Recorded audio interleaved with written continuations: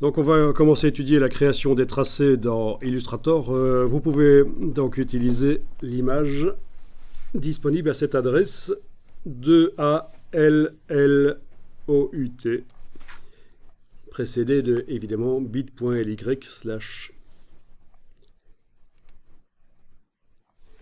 Et donc ça devrait vous amener vers une image à télécharger, celle-là. Clic droit, enregistrer sous.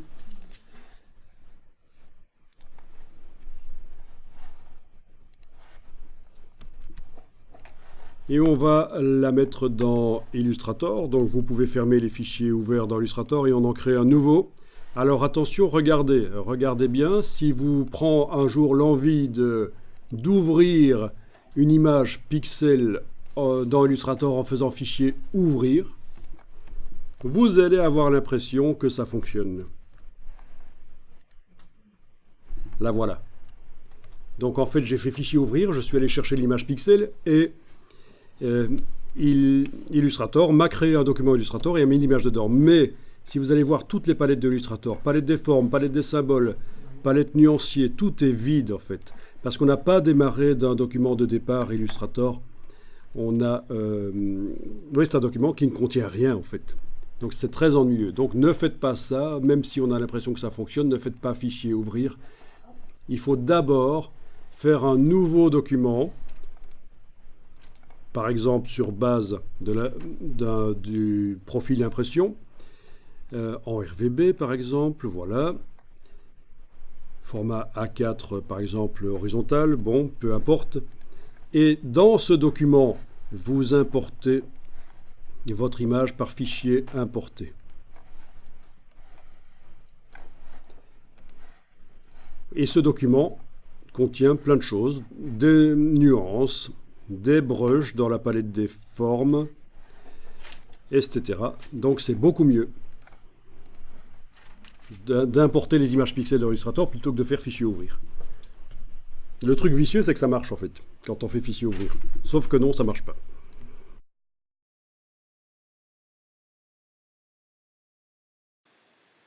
Alors, on va faire en sorte que la voiture soit affadie pour que quand on dessine les tracés par-dessus, ils soient plus facilement visibles, pour que ce soit plus facile pour nous. Donc, vous allez double-cliquer sur le calque. D'abord, il faut aller chercher la palette des calques, menu fenêtre calque. Vous allez double-cliquer sur le calque à droite de son nom. Parce que si vous double-cliquez sur son nom, c'est pour modifier son nom.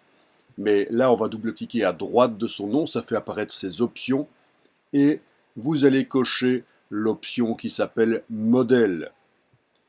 Vous cliquez sur OK et vous allez voir que le calque est affadi. En redouble-cliquant à droite du nom du calque, vous faites réapparaître les options et vous voyez qu'il y a un réglage d'estompage. Donc si je le mets à 70%, et que je teste, je vois que ça modifie le degré d'affadissement. Je le mets à 30%, je teste, ça modifie aussi évidemment le degré d'affadissement. Donc il faut choisir le degré d'affadissement qui permet de voir le détail de la voiture, mais également de bien voir les tracés par-dessus. Donc avec la voiture comme ça, un peu laiteuse, comme si on avait posé une feuille de papier semi-transparent par-dessus pour dessiner au crayon, eh bien c'est parfait pour manipuler les tracés. Ce sera plus facile pour voir ce qu'on fait. Alors voilà, on va dessiner la voiture et je vous suggère de démarrer par la silhouette de la voiture. Donc on va prendre la plume. Vous activez la plume.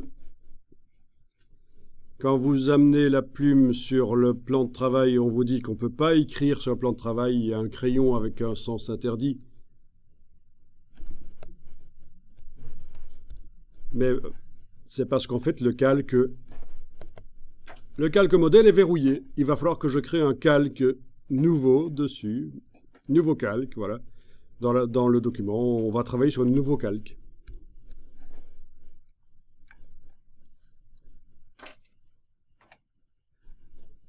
À partir de là, à la place du crayon barré, vous avez une plume.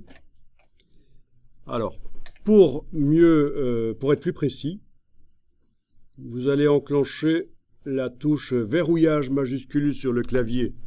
Donc la touche qui se trouve juste à gauche de la touche Q sur le clavier AZERTY, c'est pour avoir le pointeur précis. Vous vous souvenez tout à l'heure quand on était dans Photoshop et que vous voulez dessiner, certains avaient une croix à la place de la forme de la brosse parce que la touche verrouillage majuscule était enfoncée. Donc parfois ça sert.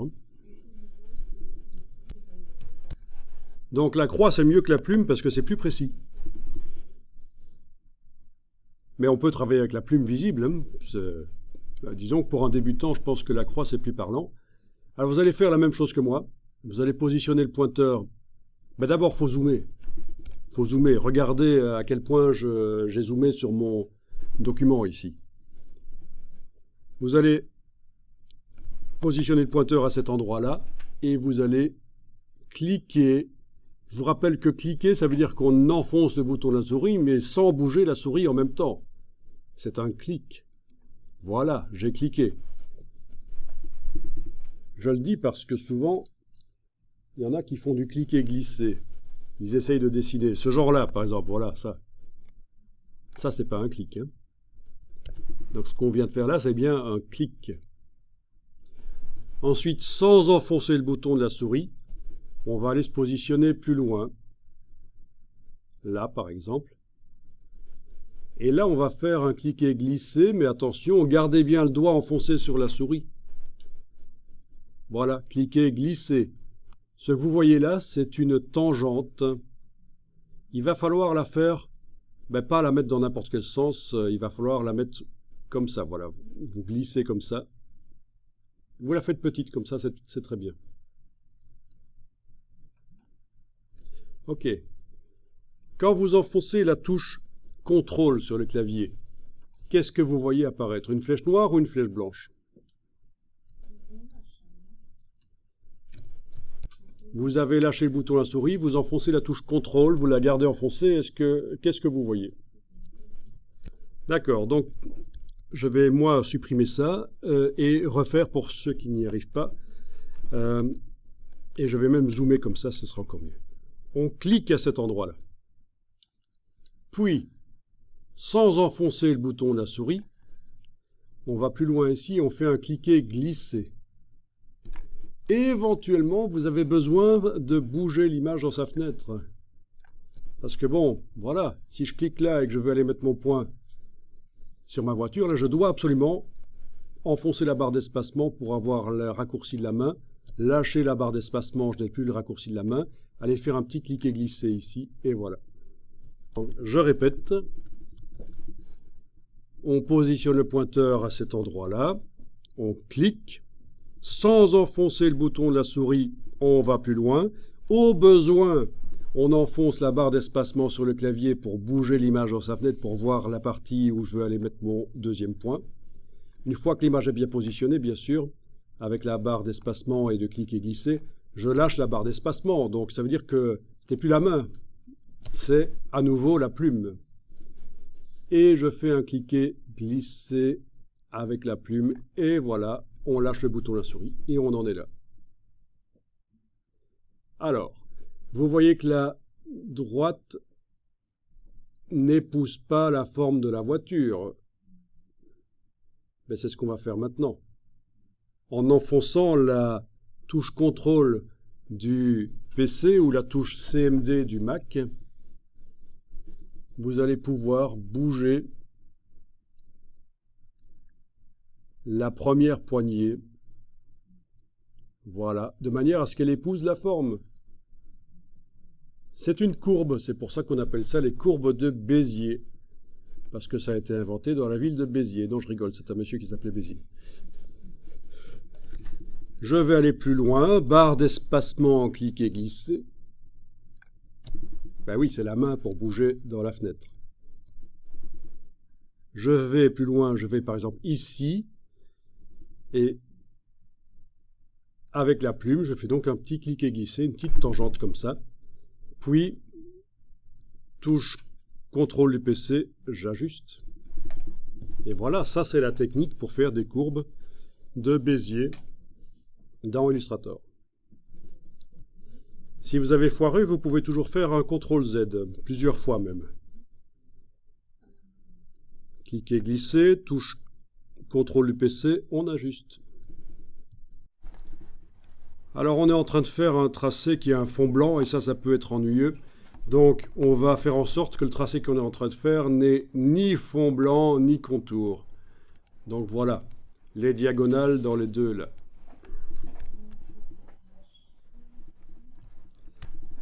Ok, alors si vous prenez l'envie à un certain moment de changer d'outil, Illustrator pense que vous avez fini le tracé. Par exemple, allez-y, activez la flèche noire, puis la flèche blanche, parce qu'en fait c'est la dernière flèche utilisée qu'on appelle avec la touche CTRL. Donc activez plutôt la flèche blanche, vous avez changé d'outil. Vous revenez maintenant avec la plume. Donc, on a activé temporairement un autre outil, la flèche blanche, et on a réactivé la plume. Si vous essayez maintenant de vous positionner ici pour aller cliquer, glisser, mettre un point supplémentaire, qu'est-ce que vous remarquez? Illustrator croit que vous commencez un nouveau tracé. Le précédent, il n'apparaît plus, il est là en fait, hein, mais comme il n'a pas de couleur, de contour et de fond, on ne le voit pas. Bon, ben c'est pas bon ça alors, je vais faire CTRL-Z. Voilà.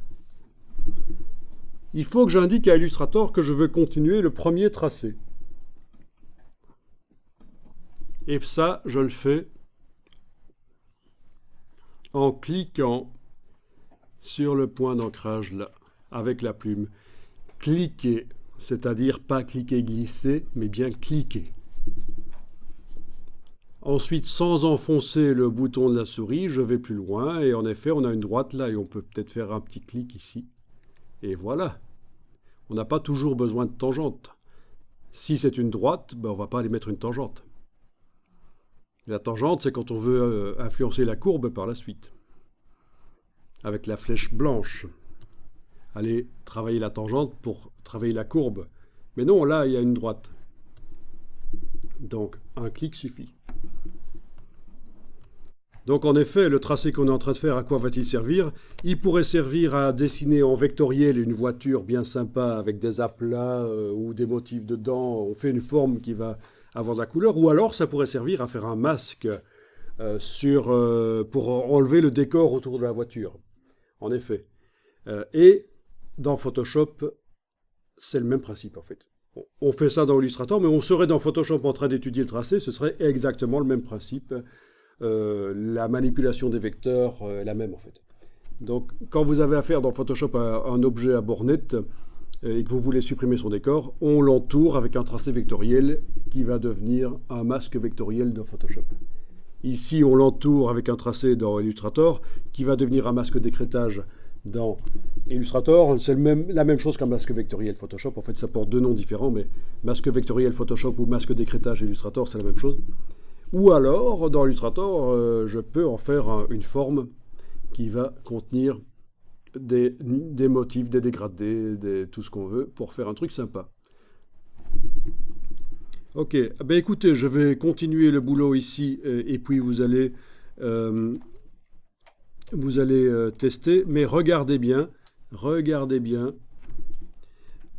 Je vais aller jusqu'au dessous du pare-choc, là. Tiens, on a une roue qui dépasse. Vous allez voir ce que je vais en faire. Ok. Donc, cliquez, glissez. Touche CTRL du PC, je peux ajuster. D'accord? Cliquez, glissez. Je ne suis pas obligé d'ajuster à chaque fois. Je peux faire comme ça. Décliquer, glisser. Et de temps en temps, j'enfonce la touche CTRL et j'ajuste. Cliquez, glissez, touche CTRL, j'ajuste. Attention, nouveauté ici. Est-ce que vous voyez que j'ai la tangente ici qui déborde dans la carrosserie? Vous le voyez ça, hein? Eh bien, je vais casser la tangente avec la touche Alt. Je la casse et je la redirige dans le sens où la carrosserie continue. Et je continue mon dessin. Donc j'ai fait un angle à un certain moment en cassant la tangente avec la touche Alt. Alors allez-y, essayez. Faites votre dessin avec des petites tangentes comme ça, touche contrôle, ajuster, mais à l'endroit du phare, là où il y a un changement de direction, vous allez devoir utiliser la touche Alt pour casser la tangente. Et rien qu'avec ça, si vous arrivez à faire ça, vous êtes déjà pas mal. Tiens, il faut arriver vraiment à comprendre la forme de la voiture, en fait. Parce que blanc sur blanc, elle n'est pas si facile que ça.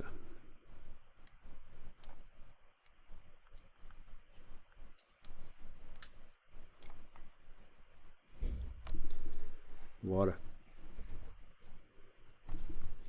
Bien. Allez dans la palette des tracés, menu fenêtre. Fenêtre tracée, où sont-ils? Non, pas, excusez-moi, on n'est pas dans Photoshop, bien sûr. On n'est pas dans Photoshop. Donc ce qu'on va faire, c'est qu'on va faire un nouveau calque, en fait. On est dans Illustrator. Ben oui, c'est tellement similaire à ce qu'on fait dans Photoshop que... Voilà. Donc je crée un nouveau calque, et le calque précédent, je lui enlève son œil. On redémarre de tout, avec ceux qui veulent. Je redémarre de tout, et je vais refaire tout, parce que c'est vrai que c'est une philosophie, vous découvrez ça, ça prend du temps. Donc vous avez fait un nouveau calque. Bien, avec la plume, on n'a donc aucune couleur de fond et de contour, c'est parfait. On va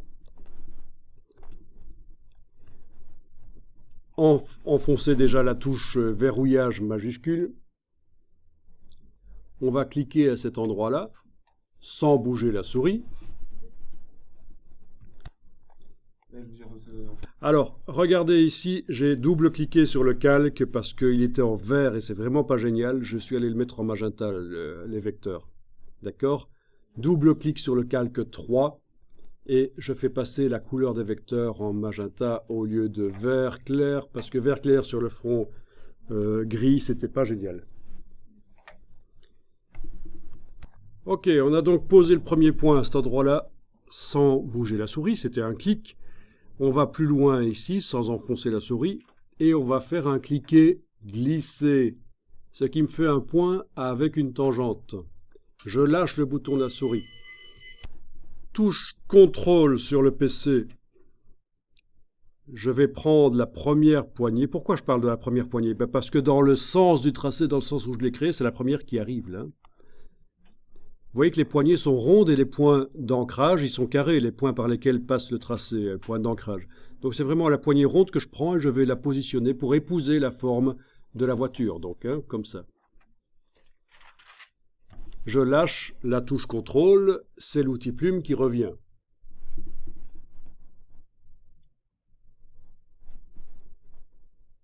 Je fais cliquer glisser, touche contrôle, j'ajuste.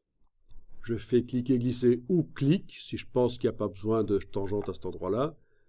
Cliquer, glisser, j'ajuste. Ah oui, au fait, on peut aussi bouger le point d'ancrage avec la touche contrôle. C'est pas interdit, le point d'ancrage peut être bougé. Vous voyez le carré là?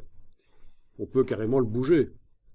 Il n'y a pas que les poignées qui sont modifiables avec la touche contrôle, la petite flèche blanche là. Voilà. Alors je continue rapidement ici. Cliquer, glisser, touche contrôle, ajuster. Cliquer, glisser, touche contrôle, ajuster. Cliquer, glisser, touche contrôle, ajuster. Ben, c'est toujours la même chose en fait.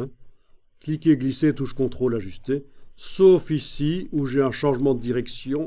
Et avec la touche Alt, je dois casser la tangente comme ceci. Et rediriger la tangente vers où? Ben vers là où ça va continuer, vers là. Voilà. Et ça revient, et je continue comme ça. Cliquer, glisser, touche contrôle, ajuster. Ça va? C'est difficile?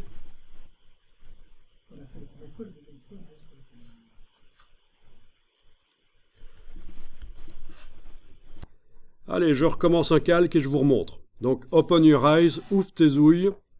C'est vraiment très important de maîtriser ça parce que c'est la grammaire de l'infographie vectorielle. C'est le b.a.-ba. Et je vous dis que vraiment en entretien d'embauche pour entrer dans une boîte de graphisme, c'est une des choses qui permet de voir rapidement si la personne connaît ou pas. Donc c'est important. Si vous voulez être indépendant, on peut faire de l'Illustrator sans maîtriser ça, bien sûr, de nos jours, mais c'est quand même bien de maîtriser ça. Alors, je vous remontre là, regardez bien. Clic, cliquer, glisser, touche CTRL, ajuster. Cliquer, glisser, touche CTRL, ajuster. Donc je ne vais pas rechipoter aux points qui sont faits, hein. Je vais là plus loin, clic, barre d'espacement, cliquer, glisser, touche CTRL, ajuster, cliquer, glisser, je ne suis pas toujours obligé d'ajuster, cliquer, glisser, voilà, je vais zoomer, Alt roulette, cliquer, glisser, touche CTRL, ajuster, cliquer, glisser, touche CTRL, ajuster, cliquer, glisser, là je fais une cassure avec Alt, et bouger la poignée, ça casse la tangente, et quand je continue ici, ben voilà, j'ai fait une cassure dans la silhouette de la voiture, c'est parfait. Cliquer, glisser, touche CTRL, ajuster. Voilà, il faut vraiment avoir ça en tête, cliquer, glisser, touche CTRL, ajuster. Et de temps en temps, cliquer, glisser, touche Alt, casser. Alors, je vous avais dit qu'au niveau du pneu, là, j'allais faire quelque chose de particulier, c'est-à-dire que je ne m'en occupe pas. Il est tellement foireux, là, le pneu qui dépasse de la carrosserie, que je ne m'en occupe pas du tout, en fait. Il va disparaître, finalement. Il ne faut pas hésiter à sucrer des choses bizarres comme ça, quand ça n'apporte rien à la carrosserie, en fait, le pneu qui dépasse.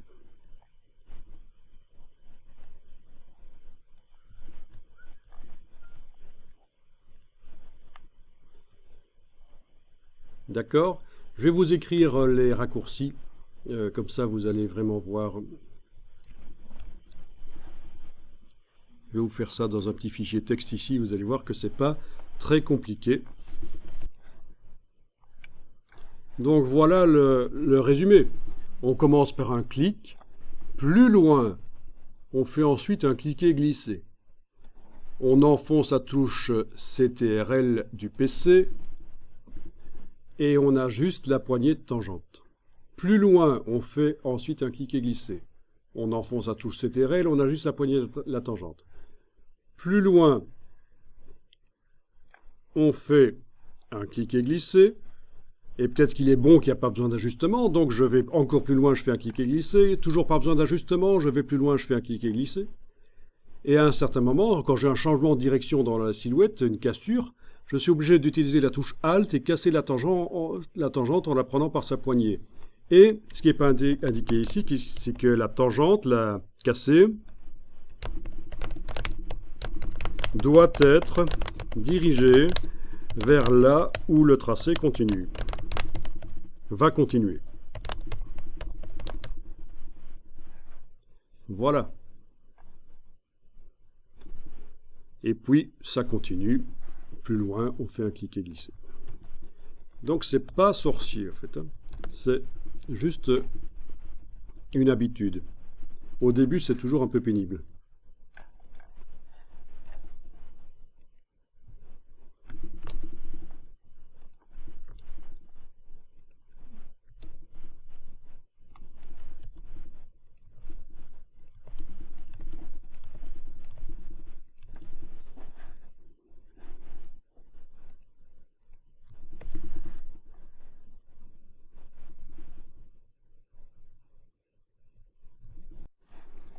Donc, en effet, si on veut modifier le tracé qu'on a réalisé, avant même qu'il soit fermé, c'est pas interdit, mais il faut prendre la flèche blanche qui permet d'avoir accès au point individuellement. Sinon, la flèche noire, ça modifie tout le tracé. Avec la flèche blanche, je clique sur le tracé pour faire apparaître les poignées qui concernent entre deux points d'ancrage. D'accord ? Les poignées qui apparaissent. Bon, par exemple, celui-ci, ce tracé-là. Alors ça, c'est important. La méthode qu'on a utilisée consistait à faire des petites tangentes et à prendre la poignée, la première. Résultat, si je clique sur le segment de tracé ici, j'ai une grande tangente qui influence la courbe et j'en ai une petite qui n'influence pas du tout la courbe. Celle-là. C'est pas celle-là que je vais aller toucher. Hein. C'est celle-là. Si je veux modifier la courbe, c'est la plus grande tangente des deux quand je clique sur un segment. Je vais vous montrer plus loin. Voilà. Voyons ça. Par exemple, ça. Je clique là. Clairement, la plus grande des deux, c'est celle-là. Là, c'est celle-là. Voilà. Donc la petite tangente qui reste à chaque fois, la deuxième derrière le point d'ancrage, si je considère que c'est une continuité, je n'y touche pas en fait. D'accord ?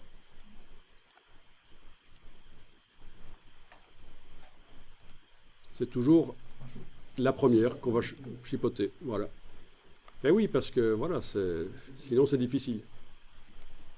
Là, ici, oui, celle-là.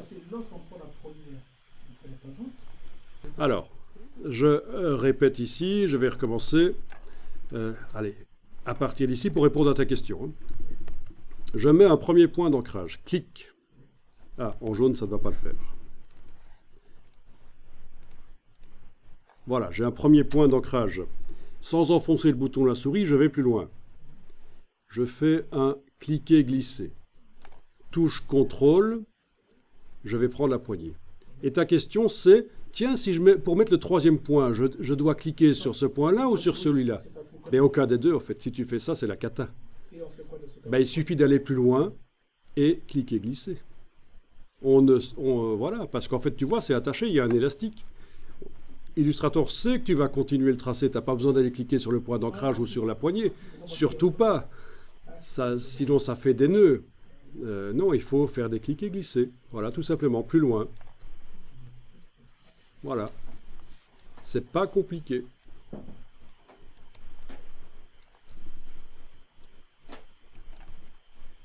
Et c'est vraiment le système le meilleur pour faire des courbes pures. C'est vraiment pour faire du vectoriel avec des courbes pures. Bon, maintenant, quand vous vectorisez, Illustrator, il fait des courbes pures aussi, parce qu'il a tendance à simplifier.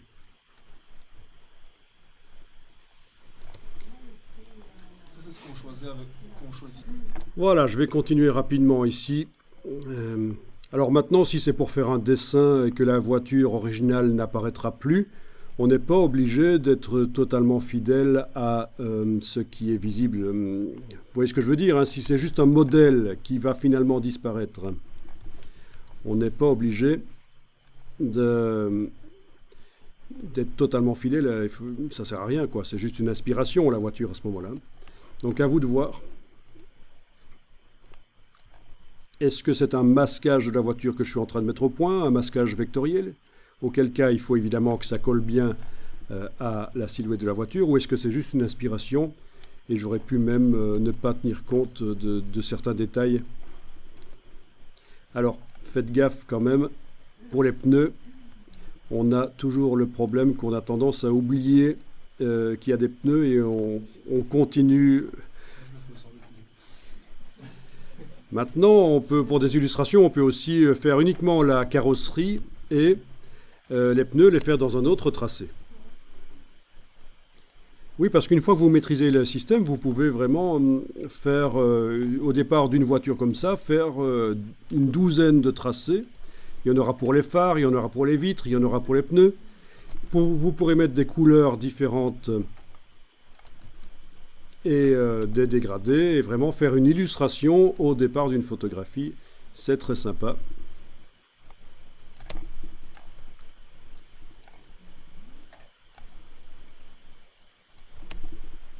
Alors vous allez parfois voir dans certaines boîtes, dans certaines agences, ils vont vous montrer une technique qui consiste à supprimer la deuxième moitié de tangente en enfonçant la touche Alt et en cliquant sur elle. Ce n'est pas une technique préconisée par Adobe parce que ça va faire des courbes qui auront des cassures. Mais c'est une technique qui est connue en agence. Je l'annule, mais vous voyez avec la touche Alt, on avait vu tout à l'heure qu'on pouvait casser la poignée de tangente pour la rediriger dans un sens. J'annule. pour vous montrer qu'avec la touche Alt, si on clique sur le point d'ancrage, ça supprime la deuxième moitié de tangente. Mais c'est pas bon non plus, j'annule. Donc je vous le dis, vous allez voir une autre méthode éventuellement de création de tracé, mais qui pose des problèmes. Mais pourquoi pas, si on vous oblige à travailler comme ça, vous verrez bien à ce moment-là. Alors, pour positionner les courbes, j'ai parfois du mal à cause des repères commentés. Vous avez remarqué aussi que parfois, quand on bouge, voilà. Donc, dans le menu affichage, vous avez les repères commentés ici. Si vous les décochez, vous n'aurez plus ce problème de positionnement. Vous serez beaucoup plus libre. Pour les tracés, ça va être mieux. Voilà. Alors, vous avez vu que pour fermer le tracé, je suis juste retourné sur le premier point. Et il y avait une petite boule. Alors ici, avec la plume, quand on clique sur un point d'ancrage, ça le supprime, ça peut parfois aider. Quand on reclique, ça remet une tangente. Voilà. Donc quand on clique avec la plume sur un point d'ancrage, il est supprimé. Quand on clique à un endroit où il n'y a pas de point d'ancrage sur le tracé, ça en met un. C'est équivalent des plumes plus et moins que vous voyez derrière la plume dans la palette des outils. Donc vous n'en avez même pas besoin de ces outils, puisque quand on s'approche d'un tracé où il n'y a pas de point et qu'on clique, ça en met un. Quand on s'approche d'un tracé et qu'on clique sur un point, ça l'enlève. Voilà. Donc vous n'avez même pas besoin d'utiliser ces deux outils, la plume fait tout en fait. La plume basique fait tout. Voilà. C'est le genre de truc que normalement ça prend, vous avez vu, ça doit prendre moins de 2 minutes pour faire le tour de la voiture correctement. Pour faire toute la voiture, les vitres et tout, comptez 12 minutes, mais ça vaut la peine parce que ça vous permet après de faire des illustrations sympas au départ de photos.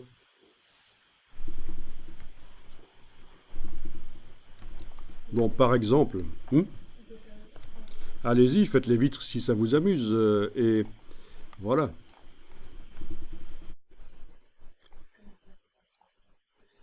Donc, voir ça le premier jour de formation, je ne le fais pas parce que sinon ça dégoûte. Parce qu'en fait, de nos jours, Illustrator a tellement évolué avec de nouveaux outils que, en fait, dessiner à la plume, on peut très bien s'en passer dans Illustrator. Je veux dire, on pourrait s'en passer et faire des choses très bien dans Illustrator sans savoir dessiner à la plume.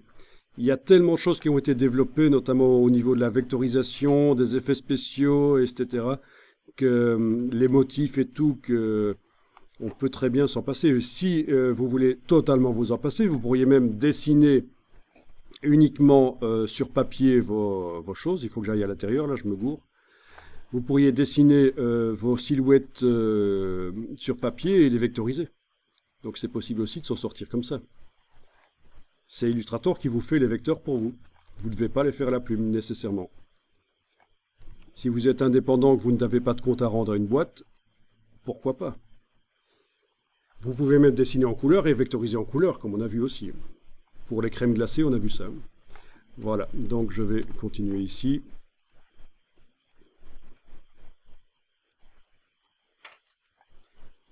Maintenant, si vous voulez trouver du boulot dans une boîte, vous ne passerez pas à côté de l'utilisation de la plume, c'est certain. C'est un des tests qu'on vous fait passer.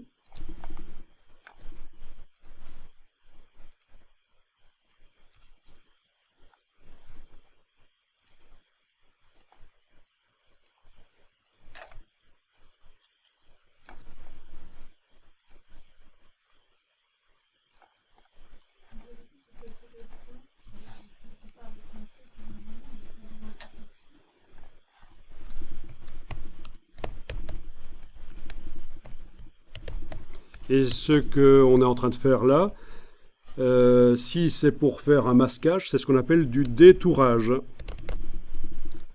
Si le but est de masquer la voiture, c'est du détourage.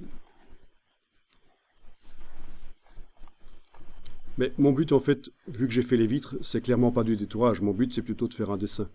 Alors, ok, alors essayons ça. Je sélectionne mon tracé là, et je vais aller dans le nuancier. Aller mettre un dégradé éventuellement. Voilà, un dégradé. Ensuite, je vais aller sélectionner mes autres tracés. Pour voir où ils sont, je passe en affichage par tracé, éventuellement menu affichage tracé ou le CTRL Y. D'accord? Comme ça, je peux aller voir mes tracés et les activer. Ah bah tiens, je vais en activer plusieurs d'un coup. Clic, majuscule, clic, majuscule, clic. Voilà, les 3 vitres sont activées. CTRL Y pour revenir en affichage avec couleur. Et aller mettre un dégradé. Et voilà, ce genre de choses.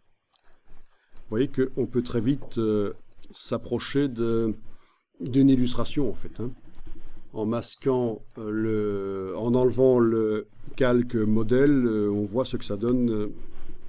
Voilà. Il manque plus que les phares pour faire un truc sympa en fait là en fait. Oui vraiment, il manque plus que les phares. Je peux les faire en étant en affichage par tracé. Et je pense que c'est ce qui manque pour faire une illustration qui tient la route.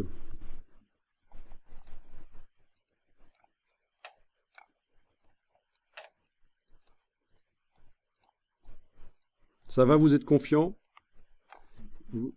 C'est un peu démystifié l'histoire des tracés? Ah, les mauvais réflexes. Suite à quoi? L'utilisation d'un autre logiciel ou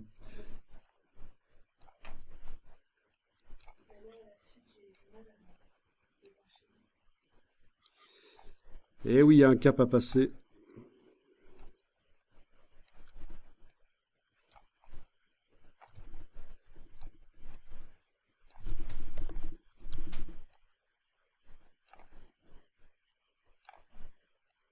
Alors clairement, cette photo-ci, c'est impossible de faire automatiquement. Une voiture grise sur un fond de pavé gris, difficile de... Oui, on peut vectoriser, mais à ce moment-là, c'est moins pur comme résultat. Hein. C'est plus graphique, ça part un peu dans tous les sens. Et ça peut donner très bien aussi. Mais si on veut quelque chose de plus pur, là, il n'y a pas le choix. Il faut le faire manuellement. Alors, la bonne nouvelle, c'est que si vous maîtrisez le tracé 2D, vous pouvez passer à la 3D à ce moment-là. Avec un logiciel 3D, vous trouvez les courbes de Bézier, ce système-là.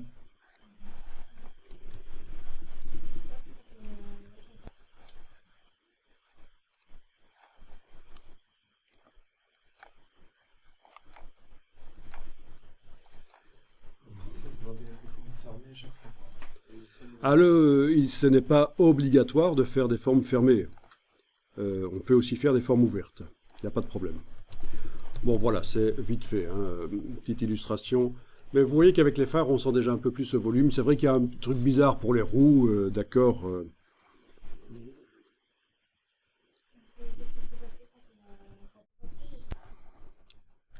Alors, si jamais le tracé, le but était de faire un détourage, je vous montre. Je vais ici sélectionner le tracé extérieur avec la flèche blanche plus, le copier. Je reviens sur mon calque modèle et je vais double-cliquer sur lui pour ne plus en faire un calque modèle et aller coller sur place le tracé que je viens d'aller. Voilà, ok. Donc ça, c'est comme si j'avais fait un tracé autour de ma voiture, hein, c'est ce que j'avais au début. Et là, j'ai double-cliqué sur le calque modèle, j'ai été décoché modèle. C'est donc un calque tout à fait normal qui contient une voiture avec un tracé par-dessus. En sélectionnant l'image et le tracé, et en demandant « Objet masque d'écrêtage créé », je me débarrasse du décor, qui est bien sûr encore visible à travers les fenêtres, mais ça, il faut faire d'autres tracés. Donc, ça peut servir de masque d'écrêtage. J'annule. Pour vous montrer que si je veux plus les fenêtres, évidemment, je dois faire un tracé pour ces fenêtres. Je veux dire, si je ne veux pas avoir les pavés à travers les fenêtres, voilà, je dois faire des tracés comme ça. Là, je fais des petits clics. Hein. Voilà. Il y en avait où? Ah oui, ici aussi.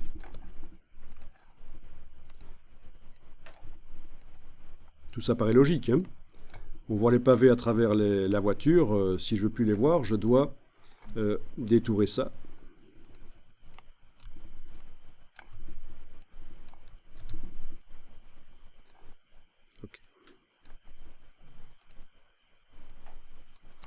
Voilà. Donc, évidemment, si, attention, on revient à ce qu'on a vu hier. Si je sélectionne tout maintenant, la voiture, son tracé extérieur et ses tracés intérieurs, et que je demande objet masque d'écrêtage créé, ça ne va rien. J'annule. Qu'est-ce que je vais devoir faire? Je vais verrouiller l'image de la voiture temporairement. Donc j'ai ouvert le calque, je verrouille l'image de la voiture. Avec les 4 tracés qui sont là sélectionnés, j'en fais un tracé transparent. Objet, tracé transparent, créé. J'ai donc un seul objet. Tous les tracés ont été ramenés au même niveau. C'est un seul objet. Je déverrouille l'image, je sélectionne les deux et le masque va fonctionner. Objet masque d'écrêtage créé. Voilà, c'est ce qu'on avait vu hier. Faire des trous. Si tu n'as que l'image dans le calque et que les tracés sont sur un autre calque, ça ne fait aucune différence. Les calques, c'est juste pour s'organiser personnellement, pour avoir accès plus facilement aux éléments. Mais pour Illustrator, si tu prends un tracé qui est sur un calque et une image qui est sur une autre, que tu sélectionnes les deux, tu demandes un masque d'écrêtage, ça marche. Ok, donc pour prouver que c'est vraiment de la transparence, je vais rapidement créer ici un cercle en couleur que je vais venir placer en dessous du système d'écrêtage dans l'empilement des calques. Et voilà, c'est bien un masque complexe composé de plusieurs formes qui ont été ramenées en une seule par la fonction objet tracé transparent créé. Une fois que j'ai eu mon tracé transparent, mon objet unique qui est composé de plusieurs tracés, j'ai pu l'utiliser pour faire un masque.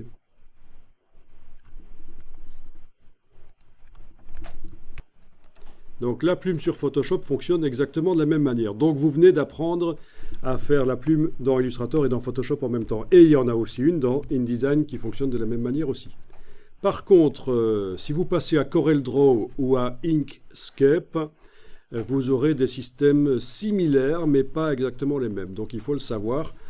C'est une des raisons pour lesquelles moi j'aime pas trop Inkscape, c'est parce que sa gestion des courbes de Bézier n'est pas exactement la même que Illustrator. Donc c'est un logiciel vectoriel gratuit. Enfin, open source. Pourquoi pas? Et vous avez aussi CorelDRAW qui est un autre logiciel vectoriel. CorelDRAW, voilà.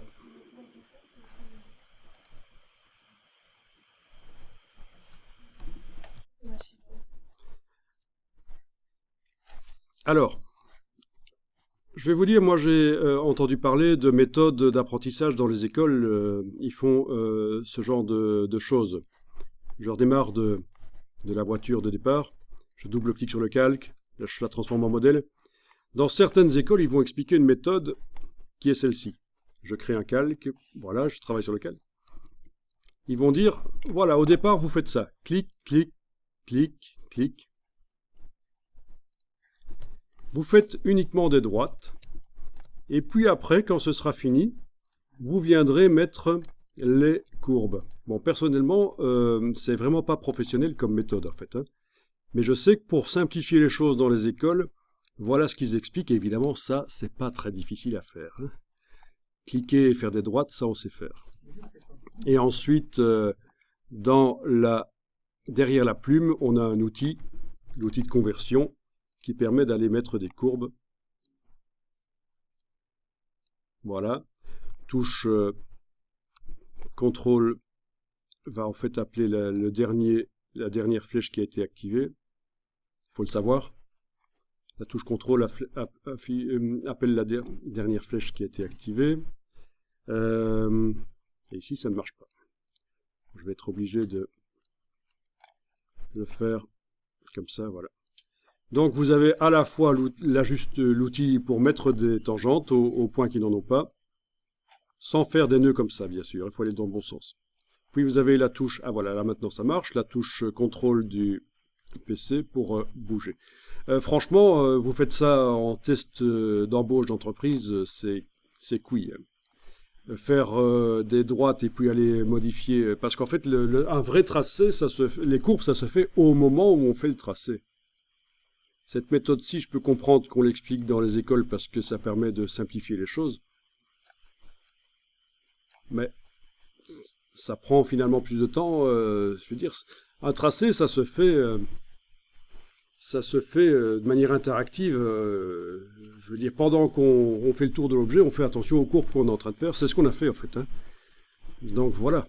Mais pourquoi pas, si ça peut vous aider à vous en sortir, de faire des droites et puis d'aller mettre des courbes, pourquoi pas.